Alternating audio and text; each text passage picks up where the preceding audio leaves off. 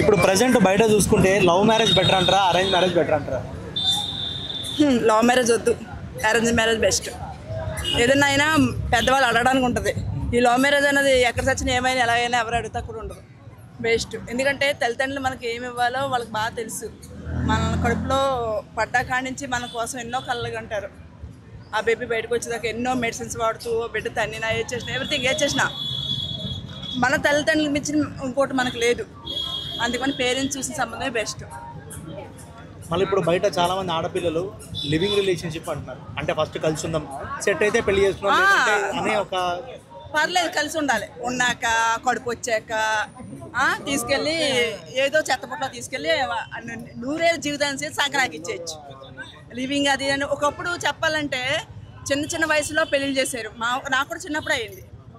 అప్పుడు చేసిన అప్పుడు బాగున్నారా? నా లైఫ్ ఓకే. అప్పుడు బాగున్నారా? ఇప్పుడు బాగున్నారా? అప్పుడు కొంచెం మంచిగా ప్రేమ అభిమానాలు ఉన్నాయి. ఇప్పుడా చేసుకునే 10 రోజులు నేను ఎలాగ మాట్లాడతా, బూతులు మాట్లాడే ఫీల్ కాకుండా. ఎందుకంటే అమ్మాయిలు అంటేనే మోసం. తల్లిదండ్రులు చిన్నప్పటి నుంచి పెంచి పెద్ద చేస్తున్నారు కదా, వాళ్ళు రెస్పాండ్ అవ్వకుండా పనికి మాల దానికి వచ్చి దేని గురించి సూసైడ్ చేసిన అవసరం ఏంది? నీ తల్లి నేను ఎలా పెంచుతుంది? నేను ఒక బిడ్డకు తల్లినే. నేను నా బిడ్డను ఎలా పెంచుతుందో నాకు తెలుసు. అదే నా బిడ్డ ఎవడన్నా లవ్ చేసి ఒకవేళ పిల్లడు ఏదైనా అవుతే నేను తట్టుకోగలనా? చచ్చినా శవంతో సమానం. నేను నా పిల్లల కోసం నేను బతుకుతున్నా. అలాంటి పేరెంట్స్ ఎంతమంది ఉంటారు?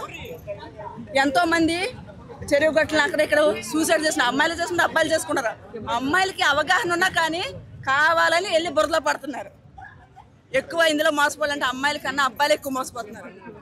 నెంబర్ 1. నిజంగా చెప్పాలంటే ఒక అమ్మాయి, మా ఊరు ఒక అమ్మాయి, అది క్యాష్ చెప్పచ్చో లేదో తెలీదు, పాకి వాళ్ళ అమ్మాయి చెప్పచ్చో, అది మీరు వేసుకోండి.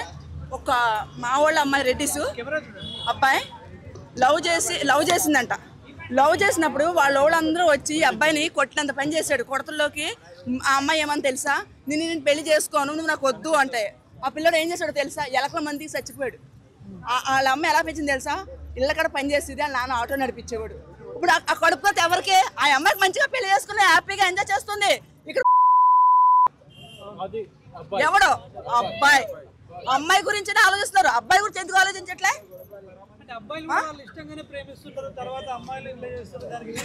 అమ్మాయిలు ఒక్కళ్ళు కాదు, షాపింగ్ ఎక్కడికో ఒక రెంట్ కడతా ఒకటి దాని కొంటాక ఒకడు అన్నిటికీ అందరు. కానీ పాపం వాళ్ళు సిన్సియర్గా లవ్ చేస్తున్నారు. వాళ్ళు తెలుసుకున్నారు అనుకో, కొంతమంది ఉంటారు కదా పర్సన్ పాపం సెన్సిటివ్, వాళ్ళు సూసైడ్ చేసేస్తున్నారు.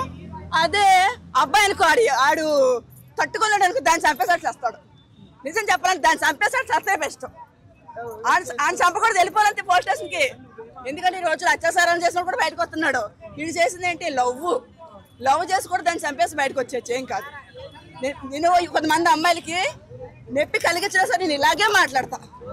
ఎందుకంటే పైన బయట ఇలాగే ఉంది.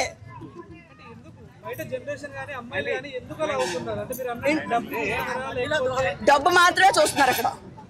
Only money person ఉన్నవాడినే.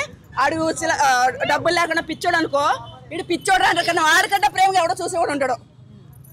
ఒక కళ్ళజోడు పెట్టుకుని రిచ్గా కనపడతా చూసావా?